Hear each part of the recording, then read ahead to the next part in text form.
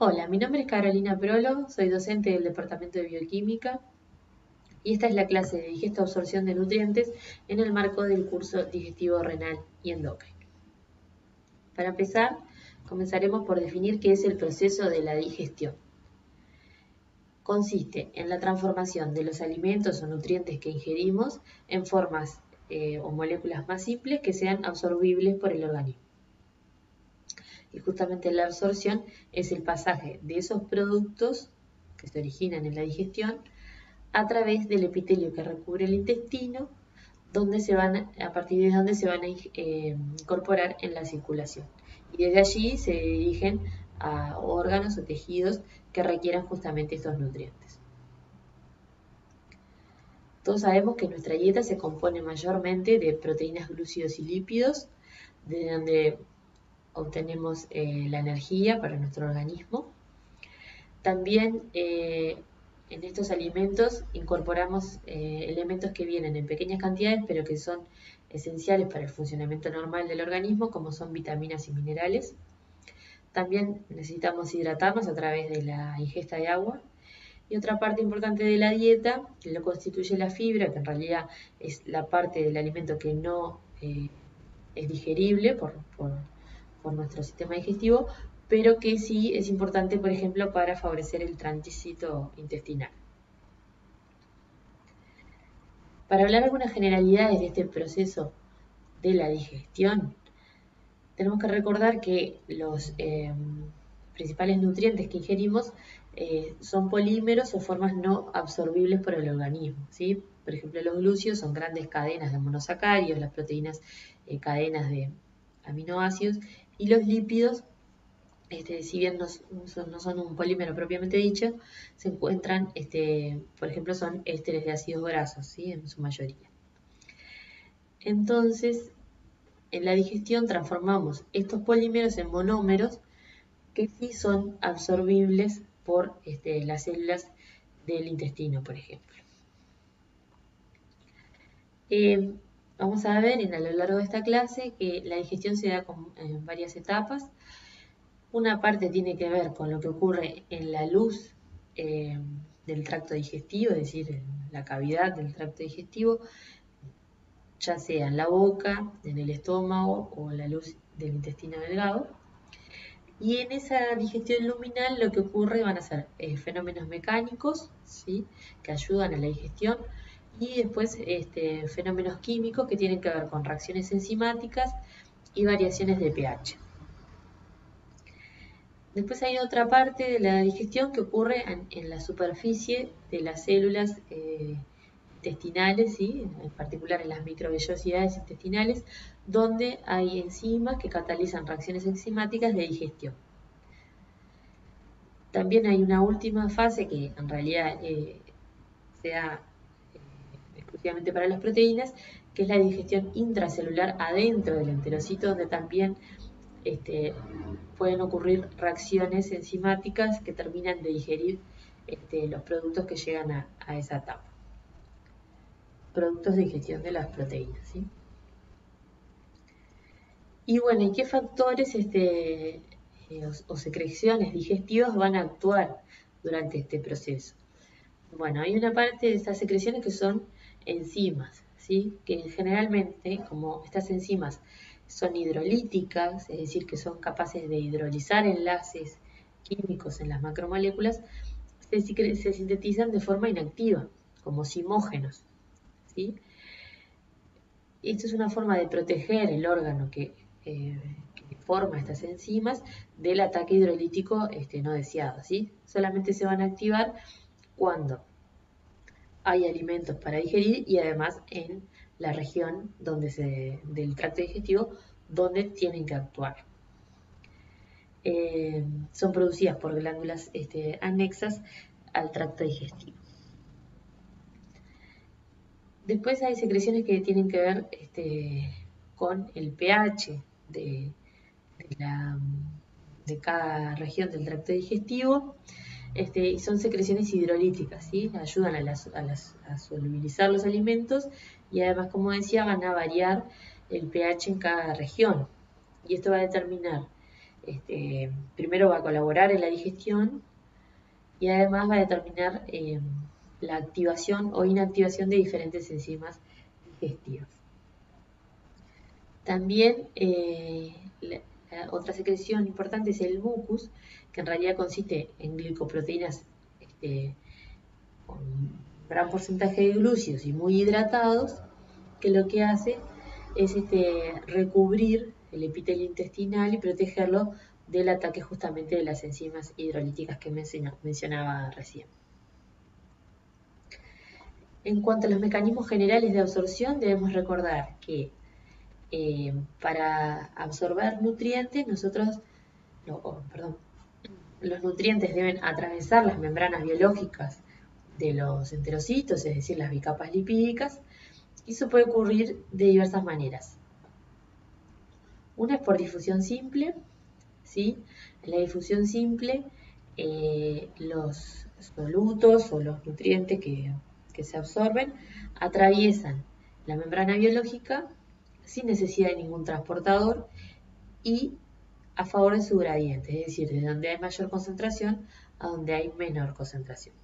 Esto es válido para las sustancias que son hidrofóbicas como liposolubles o sustancias que son polares pero pequeñas y pueden atravesar la membrana biológica. En otros casos, también se da el transporte gracias a la diferencia de concentración o a favor de su gradiente, pero requieren de un transportador, como es el caso de este esquema, ¿sí? Este transportador va a permitir el pasaje de este soluto, que son unas bolitas azules, de donde hay mayor concentración a donde hay menor concentración, ¿sí? Pero requieren de un transportador, por eso se llama difusión facilitada.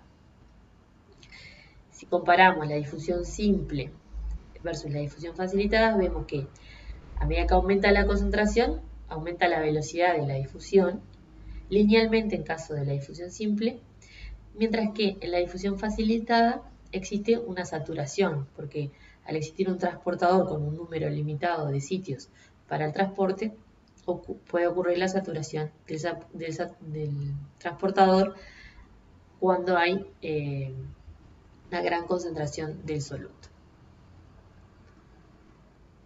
Otro tipo de transporte es el activo, ¿sí? Activo hace referencia a que requiere energía, ¿tá? Y dentro de este tipo de transporte podemos dividir en dos clases. El activo primario, donde el transportador o la proteína que realiza el pasaje del soluto o del nutriente requiere de la hidrólisis del ATP para impulsar este movimiento. Porque fíjense que en este caso el movimiento va a ser en contra del gradiente, ¿sí? Este soluto, esquematizado como X, está más concentrado del lado extracelular que del lado intracelular. Para mover el soluto de X de adentro hacia afuera, es necesario el aporte energético de la hidrólisis del ATP. Hay otro tipo de transporte activo que es secundario. Veamos el ejemplo. De nuevo, necesitamos mover este soluto S, ¿sí? Desde el exterior de este compartimento hacia el interior, ¿tá? En contra de su gradiente, desde donde hay menos concentración a donde hay más.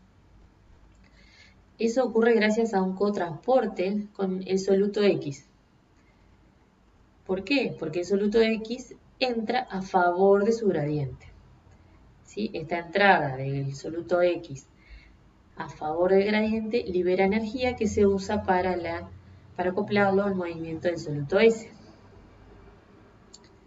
Pero eso es posible gracias a que la concentración de X se mantiene baja dentro de este compartimento o célula, ¿tá? Del esquema, gracias a un transportador activo que hidroliza ATP, ¿sí? Y lo usa para mover el soluto X hacia afuera de la célula. Es decir, para resumir, el soluto S entra por un cotransporte con el soluto X a favor de su gradiente y ese gradiente se mantiene gracias a la hidrólisis de ATP de un segundo transportador. Por eso el transporte activo es secundario en este caso. Bien, ahora vamos a ir estudiando cómo se digieren y se absorben cada tipo de biomolécula que compone nuestra dieta. En el esquema se muestra un polímero de glúcidos, ¿sí?, que son una fuente muy importante de combustible metabólico en nuestra dieta y también forma parte de la fibra, ¿sí? Incluso algunos tipos celulares pueden utilizar únicamente glúcidos como fuente de energía, ¿sí? Por ejemplo, los eritrocitos o glóbulos rojos solamente usan glucosa como fuente de energía. Idealmente, el 55% de las calorías de la dieta debería provenir de este tipo de macromoléculas. Mayormente lo que ingerimos son polisacáridos de origen vegetal, almidones, y disacáridos, ¿sí?, como lactosa y sacarosa. La lactosa es el azúcar principal que encontramos en la leche y la sacarosa es el azúcar de mesa. Para poder absorber los glúcidos debemos transformar estos polímeros en monosacáridos, que son las formas absorbibles por el enterocito. Eso se logra por enzimas digestivas que se conocen como amilasa salival, amilasa pancreática y disacaridasas, que actúan a distintos niveles del tracto digestivo. Así, cuando ingerimos, por ejemplo, almidones o glucógeno proveniente de tejidos animales, las alfa-amilasas, ¿sí?, van a hidrolizar estos grandes polímeros en disacáridos, ¿sí?, que son unidades de 2 monosacáridos. Los más comunes, la maltosa, sacarosa y lactosa. Y luego las disacaridasas van a hidrolizar los enlaces que componen estos disacáridos justamente y formar los monómeros, ¿sí?, los monosacáridos, que son principalmente glucosa, fructosa y galactosa. Y estas son las formas absorbibles por el organismo. Las alfa-amilasas, que hay más de una forma, lo que hacen es hidrolizar o romper enlaces glucosídicos del tipo alfa-1,4. Recordarán que estos son los enlaces característicos presentes en el almidón, ¿sí?, que es un polímero de unidades de glucosa. Estos enlaces alfa-1,4 son clivados por la alfa-amilasa y, por ejemplo, en este caso, si la amilasa actúa a este nivel, se va a generar este disacárido que se conoce como maltosa, formado por 2 glucosas. Entonces, acá tenemos un polímero ramificado que podría ser parte del almidón, donde tenemos una cadena principal y un punto de ramificación. La amilasa puede actuar a nivel de los enlaces alfa-1,4 internos, generando maltosa, estos disacáridos, glucosa, unidades de 3 glucosas que serían la maltotriosa, y también se va a generar este producto, ¿sí? La alfa-amilasa no puede actuar ni en los puntos de ramificación ni en las glucosas adyacentes. Así que este producto que se forma luego de que actúa la amilasa se conoce como dextrina límite. Es importante destacar que la amilasa, la alfa-amilasa, es muy específica para el tipo de enlace que hidroliza, ¿sí? Solamente va a poder actuar sobre enlaces de tipo alfa-1,4 entre unidades de glucosa. Mientras que, por ejemplo, la celulosa, que también es un polímero de unidades de glucosa y presenta enlaces de tipo beta-1,4, no puede ser hidrolizado por la alfa-amilasa.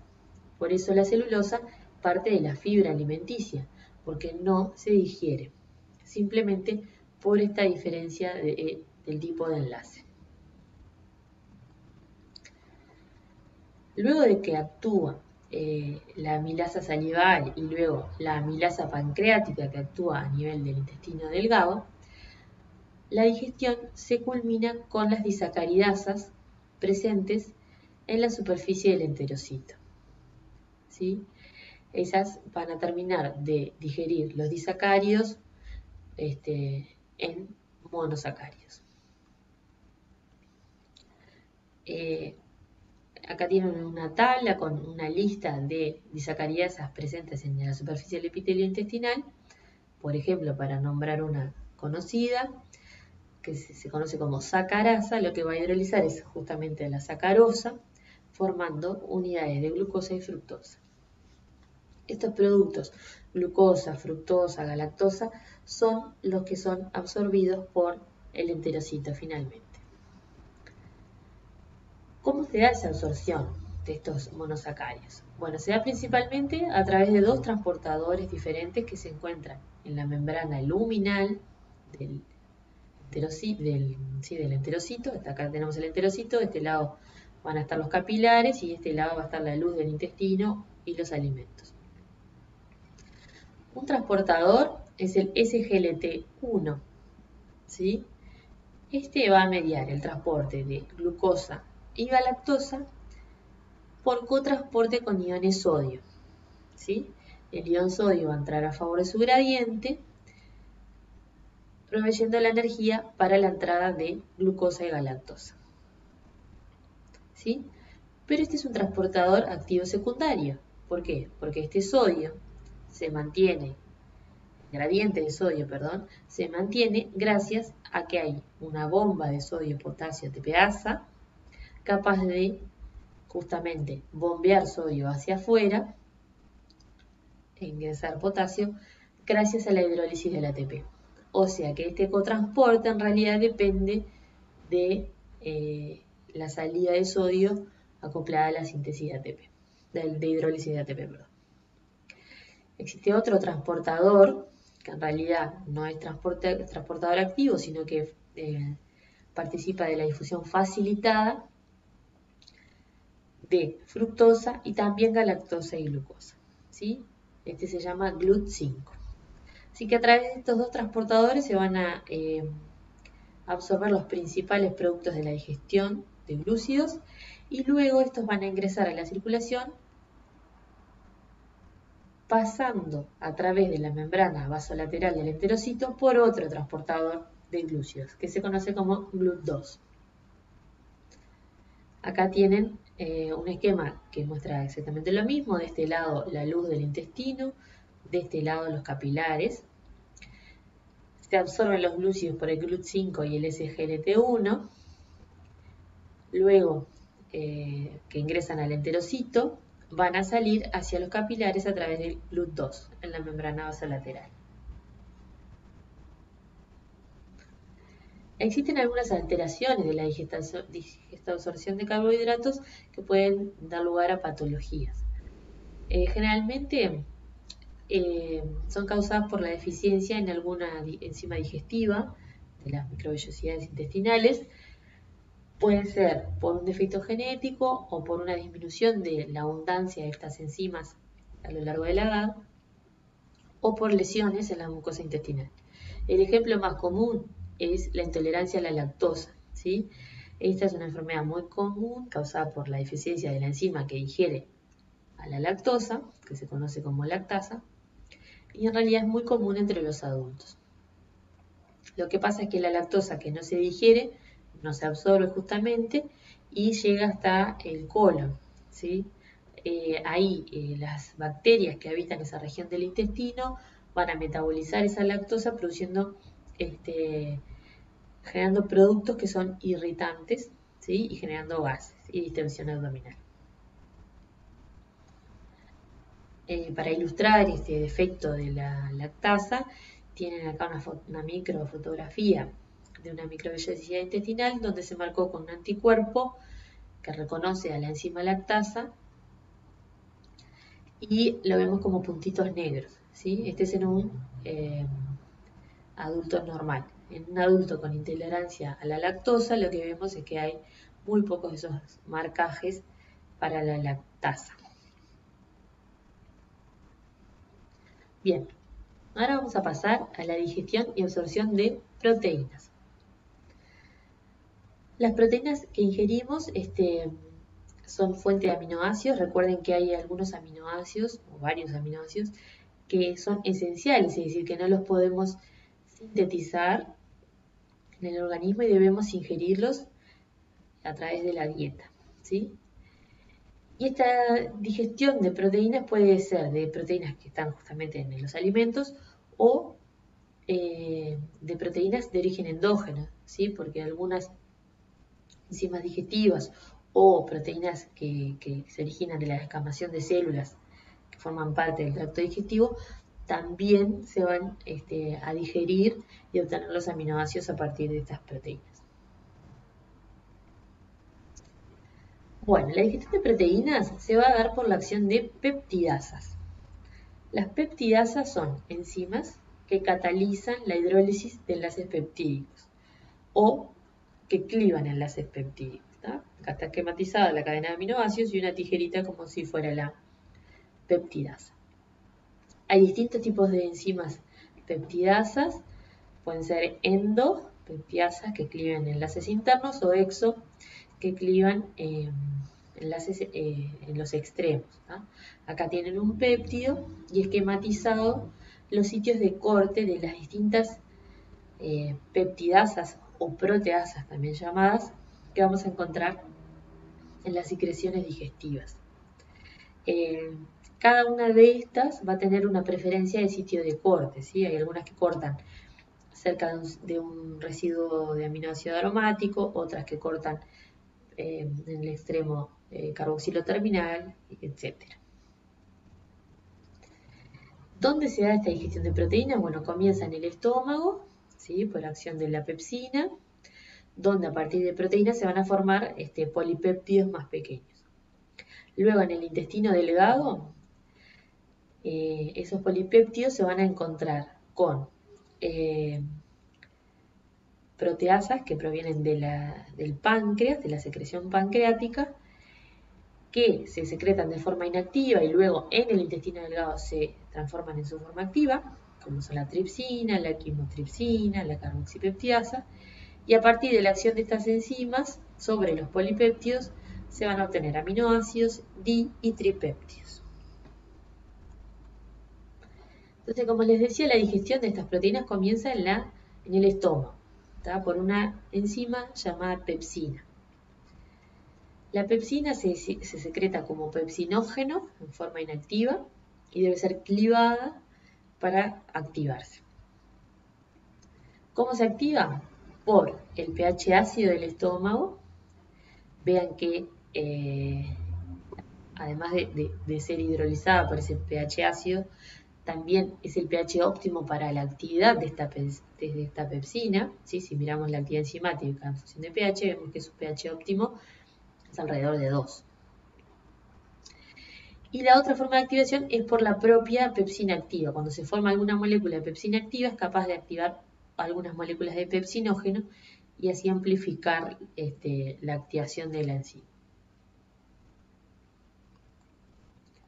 Entonces, imagínense que las proteínas llegan al estómago, se encuentran con el pH bajo, lo cual ayuda a desnaturalizar y a abrir las proteínas, y luego por acción del pepsinógeno, de la forma activa del pepsinógeno, que es la pepsina, van a ser transformadas en polipéptidos y oligopéptidos. En el estómago van a encontrar células parietales y células principales, ¿sí? Las células principales van a producir el pepsinógeno inactivo, ¿sí? Que luego las células parietales van a producir ácido clorhídrico para disminuir el pH y esto va a favorecer la activación de pepsina. La pepsina activa es capaz de activar más pepsinógeno y así aumentar la cantidad de pepsina total.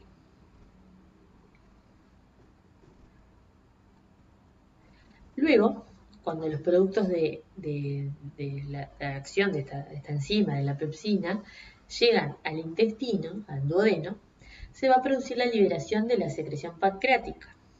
¿Qué contiene? Bicarbonato, que va a neutralizar el pH ácido que proviene del estómago, y va a tener endopeptidasas y exopeptidasas en forma inactiva. De forma esquemática, los polipéptidos y oligopéptidos van a señalizar a la célula enteroendocrina que produzca colecistoquinina. Esta va a actuar sobre una célula del intestino, sobre el enterocito, que va a producir enteropeptidasa. ¿Sí?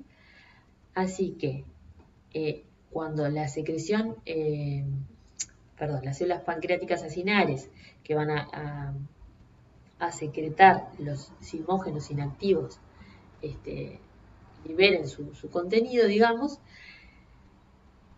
lo que va a pasar es que estos simógenos se van a encontrar con la enteropeptidasa en la luz del intestino y van a ser activados a proteasas justamente activas, tripsina, quimotripsina, elastasa, carboxipeptidasas.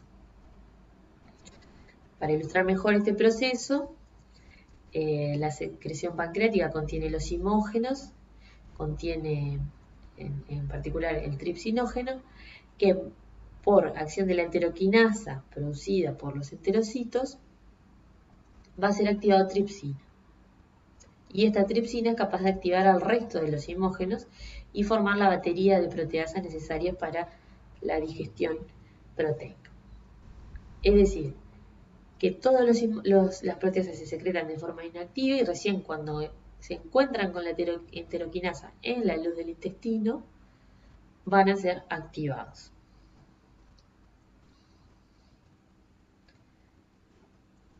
Entonces, por acción de las proteasas pancreáticas se van a formar di- y tripéptidos y aminoácidos libres también. Luego se van a encontrar con peptidasas presentes en el borde del cepillo, en las microvellosidades, que son di- y tripeptidasas. Y luego algunos de esos di- y tripéptidos pueden alcanzar el interior del enterocito y terminar de ser digeridos por peptidasas que son citosólicas.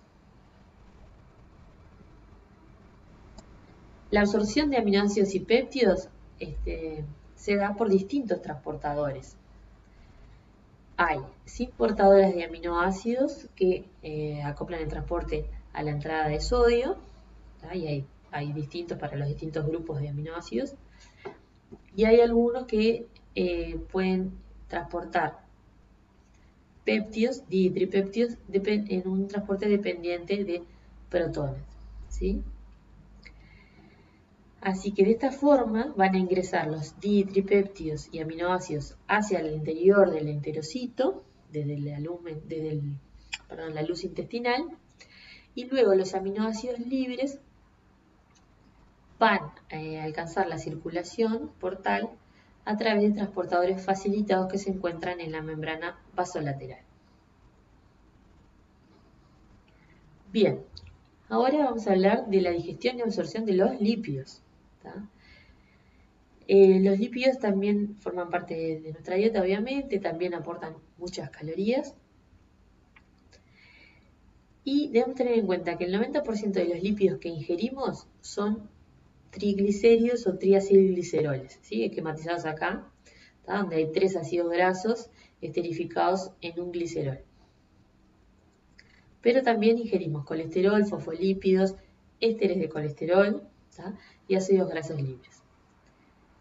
Además de servir como fuente de energía, son precursores de las membranas celulares, precursores de hormonas, algunos son importantes en la señalización de procesos, así que vamos a ver cómo los digerimos.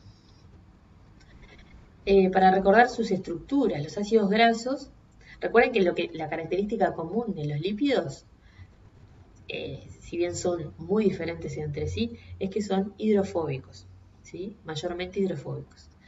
Los ácidos grasos tienen una gran cadena hidrocarbonada y un grupo carboxilo en el extremo. Después los triglicéridos, son un glicerol con 3 ácidos grasos esterificados.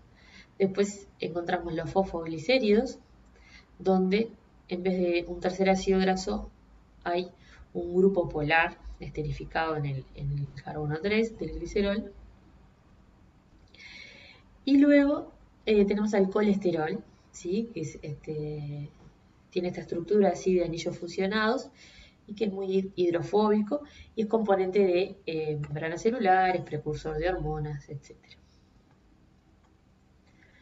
Entonces, la digestión de los lípidos tiene una dificultad extra con respecto a proteínas y glúcidos, que es que son muy hidrofóbicos o apolares, entonces forman gotas lipídicas y eso dificulta el acceso de enzimas digestivas hacia los lípidos que están en el interior de esa gota, porque la digestión de estas moléculas va a ocurrir en la interfase de la gota con el solvente acuoso. Entonces, para poder digerir los lípidos es necesario primero disminuir el tamaño de esas gotículas y en un proceso que se llama emulsificación, ¿sí? Donde se disminuye el tamaño de las gotículas, y para ello colaboran los movimientos mecánicos, por ejemplo en el estómago, y las sales biliares, que vamos a ver cuál es su rol en el intestino. Luego que los triglicéridos, que son los más abundantes, van siendo hidrolizados, liberando ácidos grasos y 2 monoacilgliceroles, los tamaños de las gotas lipídicas van disminuyendo, ¿tá? Y eso va a aumentar la solubilidad y permitir el acceso de las enzimas digestivas. Bueno, ¿qué enzimas digestivas tenemos para los lípidos? Bueno, tenemos lipasas, que lo que hacen es, a partir de un triglicérido, hidrolizar uno de los enlaces éster, liberando un ácido graso y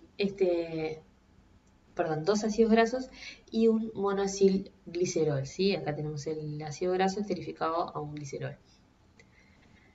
Estas lipasas, tenemos varias, actúan a nivel de la boca, del estómago y en el intestino, ¿tá? Las lipasas lingual, gástrica y pancreática. Sin embargo, la lipasa lingual y gástrica, si bien están presentes, tienen una acción limitada, porque en esta fase, en la boca y en el estómago, los lípidos se encuentran formando grandes gotas, lo que les decía, y las enzimas que son hidrosolubles no pueden acceder a hidrolizar la totalidad de los lípidos.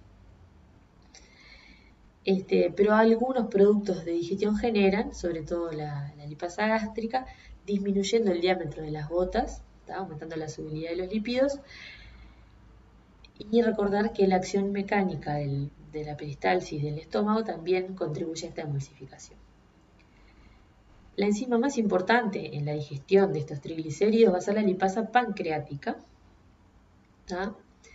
Que actúa una vez que los lípidos llegan al intestino delgado, y esta enzima requiere de la colipasa, que es otra proteína que va a actuar, se secreta por el páncreas y que actúa como activador de la lipasa pancreática. Después también va a actuar la colesterol esterasa, que va a hidrolizar ácidos grasos esterificados al colesterol, y la fosfolipasa 2, que hidroliza, justamente como su nombre lo dice, fosfolípidos. También en el intestino, los lípidos se van a encontrar con las sales biliares producidas en el hígado y almacenadas en la vesícula biliar, y lo que son acá está la estructura de estas sales biliares, y se secretan como conjugados de taurina y glicina, es decir, son moléculas que son anfipáticas y que van a formar micelas con los lípidos, productos de la digestión, para ayudar en su solubilización y aumentar la concentración efectiva de estos lípidos y permitir su absorción. Acá tiene un esquema de cómo serían esas micelas mixtas, formadas por lípidos y sales biliares, ¿sí? Donde las regiones polares se exponen hacia el exterior y las regiones apolares hacia el interior. Y acá se resume cómo sería este proceso, cómo se forma esta emulsión de lípidos. Recuerden que al principio los lípidos están formando grandes gotículas. A partir de la acción de la lipasa gástrica y de la acción mecánica del movimiento del estómago, se van solubilizando, formando productos más solubles, como son los monoacilgliceroles, diacilgliceroles o ácidos grasos libres, y el diámetro de estas gotas va disminuyendo, ¿tá? Luego, por acción de la lipasa pancreática, que actúa a nivel del intestino en presencia de colipasa, se van formando ácidos grasos libres, ¿tá? que van a y otros productos que van a formar parte de estas micelas mixtas con las sales biliares. Estas micelas tienen la función de aumentar la concentración de los lípidos, la concentración efectiva de los lípidos en la luz intestinal y acercar o favorecer el transporte de los lípidos hacia el interior del enterocito.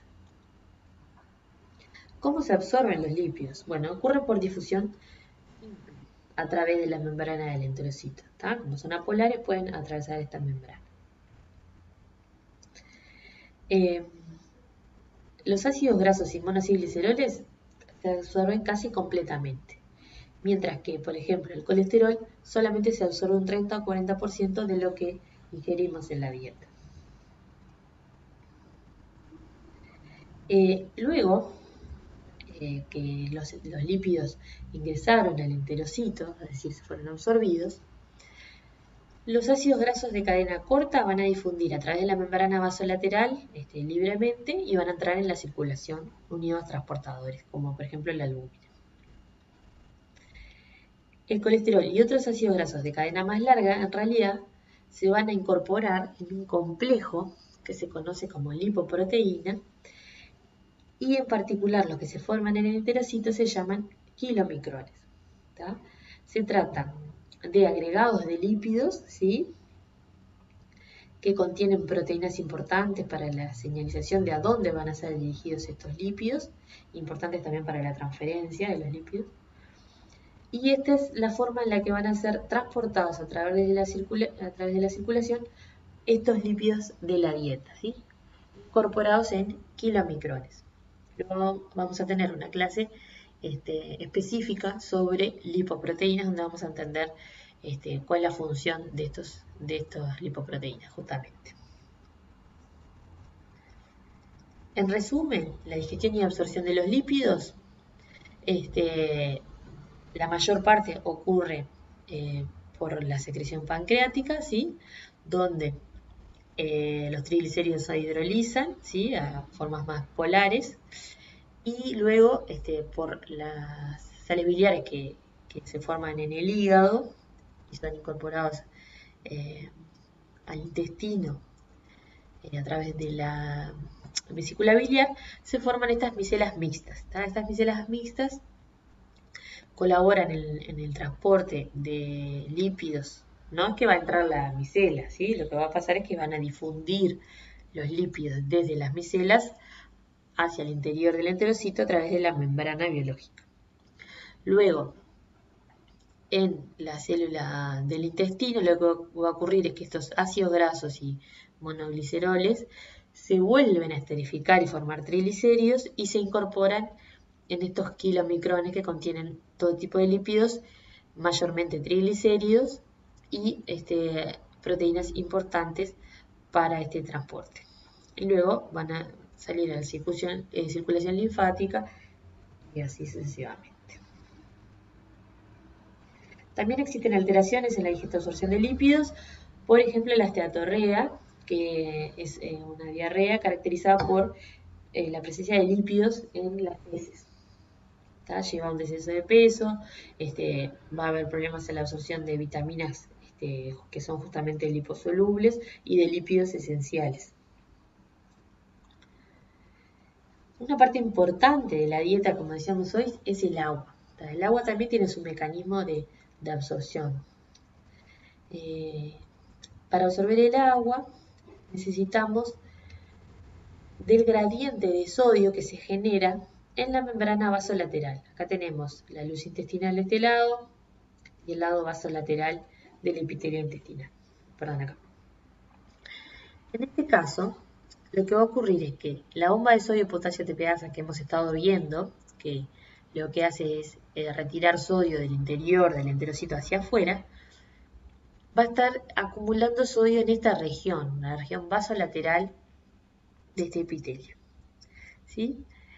El agua va a tender a entrar gracias a ese gradiente de sodio. ¿Por qué? Por un fenómeno de ósmosis, ¿sí? El agua va a tratar de diluir, podríamos decir así, a concentración de sodio para equilibrar la concentración de los compartimentos, ¿sí? Les recomiendo repasar un poco el proceso de ósmosis. Así que el sodio acá, la salida de sodio a esta región va a ir acompañada de la absorción de agua, como se muestra acá. El agua y el sodio se van a mover juntos. Así que para absorber agua requerimos de este gradiente de sodio generado por la bomba de sodio-potasio TPase. Recordar que ese gradiente de sodio, esa cantidad de sodio afuera o en la membrana vasolateral, en el espacio vasolateral, ocurre por la acción de la bomba de sodio-potasio TPase cuando se da la absorción de glúcidos, por ejemplo. Entonces, cuando ocurre una deshidratación, los sueros de rehidratación, además de contener agua, contienen sodio para permitir ese movimiento acompañado de sodio del agua, y glúcidos para favorecer este proceso de absorción que va en definitiva a promover la acción de la sodio-potasio TPase, sacando sodio para afuera de la célula y generando el gradiente necesario. Por último, el otro componente o la otra biomolécula que absorbemos, que ingerimos en la dieta, son los ácidos nucleicos, ¿sí? Los ácidos nucleicos también son polímeros, ¿sí?, de nucleótidos que vienen en los alimentos que ingerimos de origen animal o vegetal. Primero se van a digerir a oligonucleótidos, es decir, cadenas más cortas por acción de nucleasas, ¿tá?, que hay para ADN y hay para ARN. Lo que hacen es hidrolizar el enlace fosfodiéster que une estos nucleótidos. Luego esos nucleótidos son sustrato de otras enzimas digestivas, que son nucleosidasas y fosforilasas, que terminan de hidrolizar los nucleótidos a sus componentes, ¿no?, que son la base nitrogenada, el azúcar y el fosfato, y esto ocurre en la superficie del enterocito. Luego, esos componentes se van a absorber por transporte activo en el enterocito, y lo que más se absorbe son los nucleósidos y las bases nitrogenadas y las azúcares. O sea, los nucleótidos se absorben en menor medida. Luego van a ingresar a la circulación y ser utilizados por distintos tejidos. Bien, para finalizar, mencionar un aspecto importante de nuestra nutrición, que es la microbiota intestinal, ¿sí?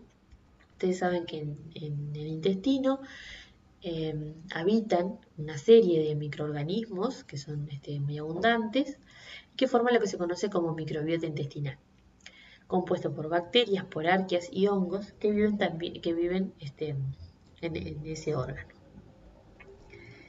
Recientemente ha adquirido mucha importancia el estudio de esta microbiota intestinal porque se ha visto que tiene roles importantes en la nutrición y también en distintas patologías. Se sabe que la diversidad de los microorganismos que forman parte de este ecosistema varía a lo largo de la vida, ¿sí? Por ejemplo, en los recién nacidos se está formando recién esta microbiota, se están adquiriendo estos microorganismos y hay una baja diversidad. Mientras que en el adulto, si bien la microbiota no cambia tanto, esta fase de la vida es muy distinta entre un individuo u otro, según su estilo de vida, según su dieta o según sus patologías, ¿sí? Hoy se conoce qué bacterias, por ejemplo, son las más abundantes en cada estadio de la vida y se ha asociado también el cambio en los tipos de bacterias según algunas patologías. Bueno, en cuanto a los roles que tienen estas microbiotas sobre la nutrición humana, podemos destacar la producción y activación de algunas vitaminas importantes. Bueno, también participan de la producción de ácidos grasos de cadena corta, colaboran en la degradación de sales biliares, de algunos glúcidos y algunas proteínas. Como les decía, fenómenos de alteración de la microbiota intestinal, que se conocen como disbiosis, se han asociado con distintas patologías, y esto es bastante nuevo, como puede ser la obesidad, la diabetes, síndrome de colon irritable, enfermedades neurodegenerativas, alergias, depresión, entre otras, ¿sí? Para hablar de este tema ustedes van a tener una clase particular este, dictada por un experto en el área como es Gianfranco Grompone. Bueno, esto sería todo por esta clase de digestión-absorción. Muchas gracias.